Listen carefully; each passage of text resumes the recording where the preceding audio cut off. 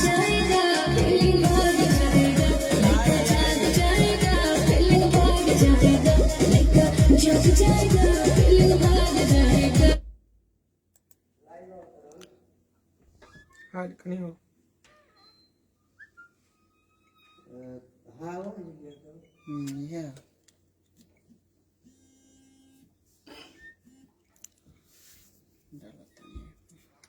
Hello, नमस्ते, प्रणाम।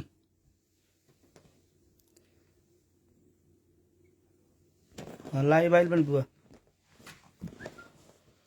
नमस्कार, प्रणाम आप सबके भाई, हम प्रमोद प्रेमी और सबके दिल से धन्यवाद कि आप सब होली के इतना प्यार दुलार बनौले बनी और हर एक गाना आप सब बजौनी भसावन से लेकर के देखनी कि भसावन में आप सब की प्यार आशीर्वाद बहुत रहल।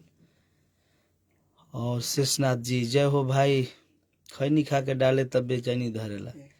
जे भाई लोग बस सबके दिल से प्रणाम बा। शेषनाथ जी लव यू। मुकेश कुमार जी, अनिकेत जी, रंजीत यादव चौकी जी देखा था, सब कुछ शेयर करी भाई। हमारा गाना पर डे तो छूटा था, कल सार्के से छूटा रहे, परसों एंगल म्यूजिक से छूटा रहे, आज एसी फिल्म से छूटल बा, जो लिंक हम डाल दे बने ऊपर।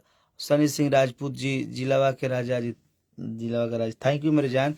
और आज गाना छूटल बा बहुत ही अच्छा, होली के अबीर, प्रियंका सिंह जी के और हमार कवि जी के गाना है।